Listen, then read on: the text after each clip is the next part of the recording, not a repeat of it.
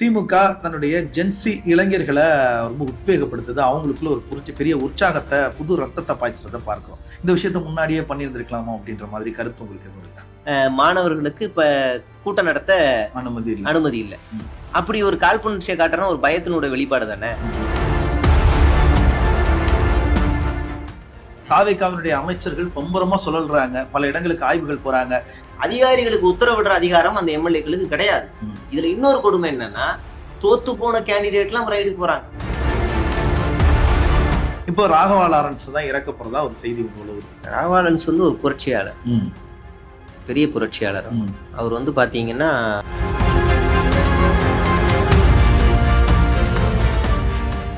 Thing தமிழா நேயர்களுக்கு வணக்கம். வழக்கமான சந்திப்பாக இந்த சந்திப்பு இருக்காது அப்படின்னு நம்புறேன். ஏன்னா கூட நம்மளுடைய சேகவேரா இருக்கிறாரு. வணக்கம் தோழர், எப்படி இருக்கீங்க? வணக்கம், நல்லா இருக்கு. திருச்சி கிழக்குல தாவேகா சார்பில் ராகவா லாரன்ஸ் அவர் தான் களமிறங்க போறதா ஒரு பேச்சு இருக்கு. அதன் பின்னணியில் ஏதாவது இருக்குன்னு நினைக்கிறீங்களா? ஏன்னா நன்றி தெரிவிக்கும் கூட்டத்துக்கு போயிருந்த விஜய், உங்கள்ல இருந்து ஒரு சாதாரண ஆளாதான் தொகுதியில் நான் நிறுத்துவேன் அப்படின்ற மாதிரி பேசியிருந்தார்.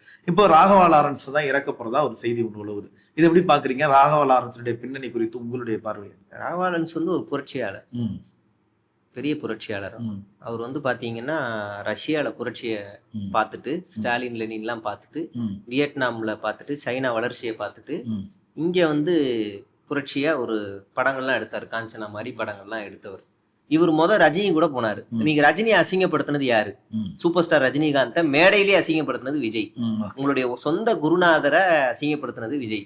அப்ப லாரன்ஸோட கணக்கு என்னன்னா, 2 சைடு ரூட்டு போடுறாரு. ஒன்னு அண்ணாமலை கட்சி, 2வது தாவேகா. 2 பக்கமும் ஆஃபர் வருது. நீங்க வந்தா அமைச்சர், தாவேகா சொல்லுது. அண்ணாமலை சொல்றது என்னன்னா, நீங்க வந்தீங்கன்னா national level leader. National level leader நீங்க ஒரு அர்ஜுன் சம்பத் மாதிரி ஜாலியா இருக்கலாம், வாங்க பாத்துக்கலாம் அப்படின்னு அண்ணாமலையும் அழைப்பு கொடுக்கிறாரு. அண்ணாமலை ஒரு அழைப்பு கொடுக்கிறாரு. அதனாலதான் ரஜினி பேர்ல யாராலும் இயங்க முடியாதனால ரஜினியோட மனைவி ஒரு அமைப்பு உருவாக்குறாங்க. அண்ணாமலை ஒரு அமைப்பு உருவாக்குறாரு. ரஜினிட்ட இருந்து எந்த ஸ்டேட்மெண்ட்டும் வரல, ஆனா அண்ணாமலை ரஜினி ஸ்டேட்மெண்ட் ஒன்னா சேர்ந்து அரசியல் வர போறாங்க அப்படின்னு ஒரு கான்ஸ்பிரசி ஓடுது. அப்ப இது ஒரு ஃபோர்ஸா ரெடி பண்றாங்க. ஏற்கனவே ரஜினிக்கு ஒரு பெரிய ஃபேன் பேஸ் இருக்கு, அண்ணாமலைக்கு ஒரு ஃபேன் பேஸ் இருக்கு. 2த்தையும் உருவாக்கிடுவோம், இது கூட இன்னும் ஃபேன் பேஸ் எல்லாம் யாருக்கெல்லாம் இருக்கோ உருவாக்குவோம் அப்படின்னு மறுபடியும் பழைய கட்டமைப்பை உருவாக்க நினைக்கிறாங்க. ராகவா லாரன்ஸ் விஜய் அப்படியே சாஃப்டா பேசுறதெல்லாம் அங்க ஒரு பிம்பம் தான். ஆல்மோஸ்ட் அது 80% வரைக்கும் அண்ணாமலை கிட்ட போறதுதான் பிளான். ராகவா லாரன்ஸ் அண்ணாமலை கிட்ட அண்ணாமலை அப்படிங்கிற நபர் வந்து ஒரு தனி பெரும் தலைவரா உருவெடுத்து அவருக்கு பின்னாடி ஒரு பெரும் கூட்டம் திரண்டுச்சு அப்படின்னா அது தாவேகாவுக்கு எதிரான சக்தியாக இருக்குமா, இல்ல திமுகவிற்கு அச்சுறுத்தல் கொடுக்கிற சக்தியாக மாறி இருக்குமா? எப்பவுமே ஒரு அமைப்பு உருவாகும் போதுல அது ஆளுங்கட்சிக்கு எதிரான ஒரு சக்தியா தான் மாறும். சீமான் மாதிரி ஒரு நாசுக்கா திமுகவை அடிச்சாருன்னா வாப்பா பி டீம் நம்ம ஈஸியா கண்டுபிடிச்சிடலாம். ஆளும் அரசாங்கத்தை விமர்சிக்காம நீ ஃபீல்ட் அவுட்ல இருக்கிற திமுக விமர்சனம் பண்ணீங்கன்னா மக்கள் அங்கீகரிக்க மாட்டாங்க. அதனாலதான் சீமான் இன்னைக்கு வரைக்கும் அங்கீகரிக்கல. இன்னைக்கு வரைக்கும் அங்கீகரிக்க காரணமே அதுதான். அதிமுக ஆட்சியில இருக்கு, சம்பந்தம் இல்லாம திமுக விமர்சனம் பண்ணிட்டு இருப்பாரு. திமுக திமுக திமுக அதனாலதான் மக்கள் அவர் அங்கீகரிக்கல. ஒருவேளை அவர் அதிமுக பாஜக அரசியல மிக கடுமையாக விமர்சனம் பண்ணியிருந்தாருன்னா அட்லீஸ்ட் ஒரு 10 பேராவது சட்டமன்றக்குள்ள போயிருப்பான். அதுதான் இப்ப மேட்டர். இப்ப அண்ணாமலை எப்படி இயங்குவாருன்றது அவர் நடைமுறையிலே தெரிஞ்சிடும், எப்படி வராரு. பெரிய அது அண்ணாமலை ஒரு தனி பெரும் தலைவராக மாறி நிக்கிறாரு. விஜய் தாவேகாவினுடைய ஒரு முகமா நிக்கிறாரு. இது திமுகவினுடைய எதிர்கட்சி தலைவராக இருக்கிற உதயநிதிக்கு எதுவும் சவாலாக இருக்குமா? அதை எப்படி அவர் கையாளுவாரு? நிச்சயமா சவாலா தான் இருக்கும். இன்னொரு பக்கம் சீமான் வேற, இன்னொரு பக்கம் அதிமுகவுல மிதுனை இறக்கிறதுக்கு வேலைகள் நடக்குது. இப்படி ஐமுனை போட்டிகளா வர்றதுக்கு வாய்ப்புகள் இருக்கு. திமுக தன்னுடைய ஜென்சி கிட்ஸ இன்னும் அரசியல் ரீதியா ஐடியாலஜியா கொண்டு வந்து அவங்கள கேம்பஸ் லெவல்ல இல்ல இன்னும் பல இடங்கள்ல அவங்கள ஸ்ப்ரெட் பண்ணணும். அப்படி ஸ்ப்ரெட் பண்ணா அவங்களுக்கு வாய்ப்பு இருக்கு. மறுபடியும் பிரிஞ்ச முற்போக்கு சக்திகள் எல்லாரையுமே திமுக ஒருங்கிணைக்கணும். அப்படி ஒருங்கிணைக்கும் போது இன்னும் பலங்கள் அதிகமாகும். இந்த கடந்த ஒரு மாசத்துல தாவேகாவினுடைய ஆட்சியில நாம பெரும்பான்மையா வைக்கிற குற்றச்சாட்டுகளும் விமர்சனங்களும் என்ன அப்படின்னா, சட்டம் ஒழுங்கு சீர்கெட்டுருச்சு அப்படிங்கிற இதே குற்றச்சாட்டுகளை தான் விஜய் அவர்களும் திமுகவின் மீது வச்சாங்க. அதே மாதிரி இப்பவும் நடக்கிற குற்றங்கள், இப்பயும் நடக்கிற அந்த சட்ட ஒழுங்கு பிரச்சனைகளுக்கு திமுக சார்பில் ஆதரவுல பேசுகிற பலர் தாவேகா அரசாங்கத்தின் மீது குற்றம் சுமத்துறது சரின்னு நினைக்கிறீங்களா? இந்த செய்தி காட பாருங்க, அடுத்த ஒரு ஸ்வைப்பும் பாருங்க. தமிழ்நாட்டுல சாதாரண நபர்கள் சந்தர்ப்பத்துக்காக இல்ல சொத்து பிரச்சனை இல்ல கால்வா பிரச்சனை இப்படி ஏதோ ஒரு குற்ற சம்பவங்கள் நடக்குதுன்னா அதுக்கு தமிழ்நாடு அரசு பொறுப்பேற்றுக்காது. தாவேகாவினுடைய முக்கிய நிர்வாகிகள் பாலியல் குற்றவாளிகளாக இந்த கடந்த ஒரு மாதத்துல மட்டும் 50 பேருக்கு மேல லிஸ்ட் போட்டிருக்கேன். எல்லாமே ஊடகங்கள்ல வந்த செய்திகள். இப்ப இதை திருத்த முடியுமா முடியாதா? நிச்சயமா முடியும். அப்ப அதை செய்யுங்க. கிட்டத்தட்ட நான் ஒரு இது கம்மி, நான் 60 பேர் இந்த 30 நாள்ல கைது. ஓகே. எல்லா வகையான கிரைமும் செஞ்சது தாவேகா நிர்வாகிகள் இந்த 60 நாள், சாரி 40 நாள்ல. கஞ்சா கடத்திட்டான், ஆள்மாறாட்டம் பண்ணிட்டான், பெண்களை அடிச்சுட்டான், சொத்துக்காக ஒரு வயதான மூதாட்டியை கொலை பண்ணி புதைச்சு அதுக்கு ஒரு இஷ்யூ அதுவாகி அவரை கைது பண்ணியிருக்காங்க. கூட்டு பாலியல் வன்கொடுமை பொள்ளாச்சி சம்பவத்தை மறுபடியும் நிகழ்த்தி இருக்கிறாங்க. இப்ப விஜய் நினைச்சா கட்சிக்காரங்க எல்லாரும் ஒழுக்கமா இருங்க, இல்லைன்னா நான் தூக்கி எரிஞ்சிருவேன், ஜாக்கிரதையா இருங்க, கட்சி ஒருபோதும் நீங்க இல்லீகலான வேலைகள்ல தலையிட்டீங்கன்னா உங்க பின்னாடி நிக்காது அப்படின்னு சொல்றதுல இவருக்கு என்ன தயக்கம் சொல்லிருக்காங்களே தலைமையில இருந்து. சொல்றது இங்க மதிக்கலன்னா அப்ப யாருக்கு மரியாதை? தலைமையில இருந்து சொல்றாங்க சட்டத்திற்கு புறமா யாரு என்ன பண்ணாலும் யாராக இருந்தாலும் என்ன வேணாலும் சொல்லிக்க அப்படின்னு சொல்லிக்கிட்டு இப்ப நம்ம பேசிக்கிட்டு இருக்கிற இந்த நேரத்துல நீ என்ன வேணாலும் சொல்லிக்க, எனக்கு அதை பத்தி கவலை இல்ல. திருவாரூர் புதிய பேருந்து நிலையத்தில் 27 வயது இளம் பெண்ணுக்கு அவரது தந்தை கண் முன்னே ஈவ்டீசிங், தாவேகா நிர்வாகி கைது தானே. அதே தானே நம்ம சொல்றோம். சட்டம் ஒழுங்கு செஞ்சது பிரபல குற்றவாளியோ இல்ல திமுக காரனோ அதிமுக காரனோ இல்ல வேற ஏதோ ஒரு கட்சிக்காரனோ இல்ல வடமாநிலத்துக்காரனோ இல்ல, செஞ்சது தாவேகா நிர்வாகி கைது செய்யப்பட்டிருக்காருல்ல. அப்ப நிர்வாகம் தன்னுடைய கடமையை செய்யுது, அரசு தனியா செய்யுது. அப்ப இந்த ஆட்சியை சீரழிக்கிறது தாவேகா நிர்வாகிகள் அப்படின்னு வச்சுக்கலாமா? அதே நீங்க சொல்ற தாவேகா நிர்வாகிகள் மீது இவ்வளவு வழக்குகள் பதிவாயிருக்குன்றது சொல்றீங்க. அதே நேரத்துல நம்ம இன்னொரு விஷயத்தையும் பார்க்கணும்ல. அப்படி பிளிப் சைட்ல தாவேகாவினுடைய அமைச்சர்கள் பம்பரமா சொல்றாங்க, பல இடங்களுக்கு ஆய்வுகள் போறாங்க, இம்மீடியட்டா ஆக்ஷன்ஸ் எடுக்கிறாங்க, பல இடங்கள்ல லஞ்சத்துக்கு எதிராக முறையான நடவடிக்கைகள் எடுக்கப்படுறதாகவும் நம்ம படிக்கிறோம் பார்க்கிறோம் செய்திகள். அதை நீங்க எப்படி பார்க்கறீங்க? ஒண்ணு நான் வரேன். தலைமைச் செயலகத்திலே அமைச்சர்களை பாக்குறதுக்கு 500,000 லஞ்சம் வாங்குறாங்க அப்படின்னு ஒரு வீடியோ இருக்கு. இப்ப அங்கெல்லாம் அவரே மாஸ்க் போட்டு வெளியில உட்காந்துட்டு இருப்பாரு, அவரும் மாஸ்க்லயே அவர் மாறு வயசுல உட்காருவாரு. இல்ல நம்ம இப்ப நீங்க ஒவ்வொரு அமைச்சர்களுமே பம்பரமா சொல்றாங்க, எல்லாமே சொல்றீங்க. எல்லா அமைச்சர்களும் அவங்க துறை சார்ந்து போறாங்களோ இல்லையோ பக்கத்துல இருக்க ஆஸ்பத்திரிக்கு போயிடுறாங்க, இல்லன்னா ஸ்கூலுக்கு போயிடுறாங்க.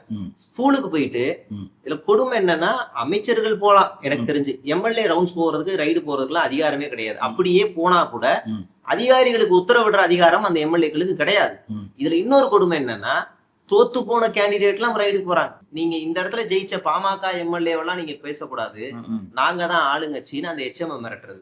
இல்லைன்னா தளபதியோட படத்தெல்லாம் பாத்தீங்களான்னு அங்க போய் மாணவர்களை தவறான வழிகாட்டலுக்குள்ள கொண்டு போகுது. இப்ப இந்த அமைச்சர்களை நீங்க வைப்போம். இப்ப வரைக்கும் ஒரு அமைச்சர் இருக்காரு, மீன்வளத்துறை அமைச்சர். அவர் ஜெயிச்ச தொகுதி ஒரு போர்ட்டல் சிட்டின்னு அவருக்கு இன்னைக்கு வரைக்கும் தெரியல. இப்ப வரைக்கும் ஒரு பிரஸ் மீட்டை கூட அவரால் சந்திச்சு பேச முடியல. சம்பந்தம் இல்லாம பெட்ரோல் பங்க்ல போய் ஆய்வு பண்றாரு அவர் துறையை விட்டுட்டு. அத மாசா வீடியோ போடுறாங்க. இன்னொருத்தர் இருக்காரு, எனக்கு தெரிஞ்சு மருத்துவ அமைச்சரா இருக்க அருண்ராஜ், நான் ஒரு 2 தடவை தான் ஒரு ஆய்வு பார்த்திருக்கேன். ஆனா ஊர்ல இருக்கிற எல்லாரும் மருத்துவமனைக்கு போறாங்க. அதுக்கு காரணம் என்ன தெரியுமா? கடந்த ஆட்சியில திமுக ஒவ்வொரு பகுதி வாரியா நகராட்சி வாரியா ஆரம்ப சுகாதார நிலையம் அரசு மருத்துவமனைகளை கட்டி வச்சிருக்கு, பள்ளிக்கூடங்களை கட்டி வச்சிருக்கு. அதனாலதான் இவங்க எல்லாரும் பக்கத்திலேயே இருக்கு, உடனே டெய்லி போவோம். ஒரே எம்எல்ஏ 2 ஸ்கூலுக்கு எல்லாம் போறாங்க. ஆய்வுக்கு போறது தப்புன்னு சொல்றீங்களா? இல்ல எப்படி?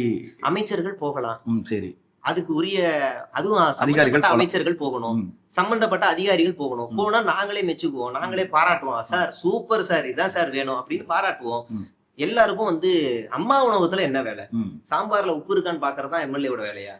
அம்மா உணவகத்துல என்ன வேலை? இப்ப எல்லாரும் இப்படி போறது, அது போறது பிரச்சனை இல்ல. போகும்போது 2 டிஜே மைக்கை ஒட்டிக்கிட்டு கொஞ்சம் காசு இருக்கிற எம்எல்ஏனா 10 செல்போன் எடுத்துட்டு போறது, இன்னும் கொஞ்சம் அதிகமா காசு இருக்குன்னா 4-5 டிஎஸ்எல்ஆர், இன்னும் பெரிய காசு இருக்கு அப்படின்னா சாவு வீட்டுக்கு கூட ட்ரோன்ல ரீல்ஸ் போட்ட அமைச்சர்கள் இங்க இருக்காங்க. சாவு வீட்டுக்கு இல்லைன்னா ஒரு கம்பெனி 10 எரியும், அந்த 10 எரியறத மாசா ரீல்ஸ் போட்டு ஒருத்தர் எம்எல்ஏ வராரு. இந்த கூத்தெல்லாம் வரவேற்கும்னு நினைக்கிறீங்களா? இல்ல நீங்க பார்த்து சிரிக்குன்னு நினைக்கலாம், வேதனைப்படும் நினைக்கிறீங்களா? எனக்கு எப்படி குழப்பமா இருக்கு. தாவேகாவுடைய அமைச்சர்கள் அந்த பதவிக்கு உகந்தவர்கள் இல்ல அப்படிங்கிறது உங்களுடைய குற்றச்சாட்டா? அப்படி 10ஆம் பொதுவா நான் சொல்ல விரும்பல.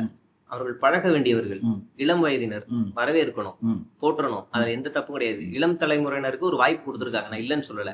ஆனா அந்த கட்சியே அவங்களை தவறா வழி நடத்துதோன்னு தோணும். என்ன கேக்குறேன் அப்படின்னா, ரீல்ஸ் போடுறாரு, ஆனா நோக்கம் அதனுடைய நோக்கம் ஏதாவது ஒரு விஷயம் நம்ம போய் பார்க்கறதுனால அந்த அதிகாரிகளுக்கு ஒரு பயம் வரும், மக்களை சரியா கவனிச்சுப்பாங்க அப்படிங்கிற நோக்கம் நல்லது தானே. அவங்க பண்றதுல சில பிழைகள் இருக்கலாம், தவறுகள் இருக்கலாம், சுட்டி காட்டலாம். ஆனா அவங்களுடைய நடவடிக்கைகள் மொத்தமாகவே சரியில்லை அப்படிங்கிற கடந்த ஒரு விமர்சனம். பீரியட்ல இதே மாதிரி ஒரு தமிழ்நாடுக்கும் சிஎம் ஆஃப் தமிழ்நாடு பேஜ்ல தான் போட்டாங்க. ம், அப்படி போட்டதுக்கு இது விளம்பர ஆட்சின்னு சொன்னாங்களே. ஒவ்வொரு திட்டங்களை விளம்பரமாவும் விழிப்புணர்வாகவும் கொண்டு போனதுக்கு இதெல்லாம் விளம்பர ஆட்சின்னு சொன்னாங்களே. அப்ப இது மட்டும் நாங்க ஏன் மாட்டுன்னு சொன்னீங்க? நாங்களும் அதே தான் 2.0 திமுக 2.0 சொல்லிட்டு வந்திருக்கலாம்ல. இப்போ சமீபங்கள்ல நம்ம பாக்குறோம் திமுக தன்னுடைய ஜென்சி இளைஞர்களை ரொம்ப உத்வேகப்படுத்துது, அவங்களுக்குள்ள ஒரு பெரிய உற்சாகத்தை, புது ரத்தத்தை பாய்ச்சறத பார்க்கிறோம். இந்த விஷயத்த முன்னாடியே பண்ணியிருந்திருக்கலாமோ அப்படின்ற மாதிரி கருத்து உங்களுக்கு எதுவும் இருக்கா? இல்ல, முன்னாடியே அவங்க பண்ணிட்டு தான் இருந்தாங்க. Okay. இது என்னன்னா, இது தனியா ஒரு டாபிக்னு வைங்களேன். இது உள்ள ஆன்லைன்ல பெரிய ஒரு ஸ்கேம் நடந்திருக்கு. இன்ஃப்ளூயன்சர்ஸ் விலைக்கு வாங்கப்பட்டிருக்காங்க. இந்த திமுக எப்படி இயங்கி இருக்கு, அப்படி கடந்த காலங்களில் இயங்கி இருக்குன்னா முழுக்க முழுக்க ஐடியாலஜியா இயங்கி இருக்கு. திமுக மட்டும் இல்ல, விசிகா, கம்யூனிஸ்ட், யார் ரீல்ஸ் போட்டாலும் நீங்க நல்லா கவனிச்சீங்கன்னா அவன் ஏதோ ஒரு கட்சி மீட்டிங்க்கு போயிருப்பான், இல்ல மேடையில பேசியிருப்பான், இல்ல வீட்டுல இருந்து ஏதோ ஒரு கருத்தா பேசுற வீடியோ தான் அதிகமா பார்த்திருப்போம். இங்க இருக்கவங்க எல்லாம் பாத்தீங்கன்னா டான்ஸ் போடுறது, ஆடுறது. ஏன்னா இது ஒரு என்டர்டைன்மெண்ட்டை விரும்புறவங்க எல்லாருமே இததான் ரசிச்சிருக்காங்க. ஐடியாலஜியை பூமரா பார்த்திருக்காங்க. இப்படி ஒரு கூட்டம், ஒரு ஐடியாலஜியான ஒரு கூட்டம், சின்ன சின்ன பசங்க எல்லாம் தானா முன்னிட்டு இனிமே நாங்க விட மாட்டோம்னு உடனே ஒரு 10-15 நாள்லயே மறுபடியும் வந்து பேசுவோம் அப்படின்னு உறங்கிடுறாங்கல்ல. இப்படி ஏதாவது ஒண்ணு தாவேகாவுல நடக்குமா? பெரியாரிசம் பேசுவாங்களா? அம்பேத்கரிசம் பேசுவாங்களா? இல்ல தலித்திசம் பேசுவாங்களா? இல்ல தமிழ் தேசியமே கூட அவங்களோட கொள்கையில ஒண்ணு இருக்கு, அதை பேசுவாங்களா? இல்ல திராவிட ஐடியாலஜி பேசுவாங்களா? இங்க அந்த மாதிரி கூட்டமே கிடையாது. இப்ப இந்த கூட்டம் தானாவே தலைமையே கைட் பண்ணாம தானாவே ஒண்ணு உருவாகுது. அப்ப உருவாகி இவங்க பாட்டுக்கு பண்றாங்க, பெர்மிஷன் கேட்கறாங்க. இல்ல, நீ ஏன்பா தனியா போயிட்டு இருக்கீங்க, வாங்கப்பா இங்க கூப்பிட்டு வச்சு நடத்துறாங்க. இதெல்லாமே நடக்குது இல்ல. இதெல்லாம் பார்க்கும்போது ஒரு கோவம் வருது இவங்களுக்கு. தாவேகா கோவம் வருது. நீங்க அதுதான் பெர்மிஷன் கொடுக்காம ஒரு காழ்ப்புணர்ச்சியை காட்டுறது. அண்ணா பார்க்ல அண்ணா உருவாக்கின கட்சின்னு சேர்ந்த மாணவர்களுக்கு இப்ப கூட்டம் நடத்த அனுமதி இல்லை. அண்ணாவே அந்த கட்சியை உருவாக்குனது ஒரு பார்க்ல தான். அப்படி ஒரு காழ்ப்புணர்ச்சியை காட்டுறோம், ஒரு பயத்தினுடைய வெளிப்பாடு தானே. எனக்கு தெரிஞ்சு இப்படி ஒரு அரசாங்கத்தை நான் பார்த்ததே இல்லை பயந்து. இனிமே சோசியல் மீடியால ஐடியாலஜிகள் வார் ஸ்டார்ட் ஆகிறதுக்கு அதிக வாய்ப்புகள் இருக்கு. டிஸ்கஷன் ஸ்டார்ட் ஆகும். இங்க நடக்கக்கூடிய ஆட்சிகளுடைய அவலங்களை பொறுத்து ஒவ்வொரு பிரச்சனைகள், மேகதாதுனா என்னன்னு சொல்லி இங்க இருக்க கூட்டமும் படிக்க ஆரம்பிக்கும். ஏன் மேகதாதுனா என்ன, அது ஏன் அதிகமா பேசுறான் அப்படின்னு படிக்க ஆரம்பிப்பான். அப்ப அந்த வரலாறை பார்ப்பான். அப்ப தமிழ்நாட்டுக்கு எது வேணும்ன்றது இவனுக்கு ஒரு முடிவுக்கு வருவான். அந்த முடிவை தாவேகா செய்தான்னு பார்ப்பான். செய்யலைன்னா அவன் டைலூட் ஆவான். காலம் தான் அதற்கான தீர்மானிக்கும். நன்றி, சந்திப்போம், மீண்டும் சந்திப்போம். மகிழ்ச்சி.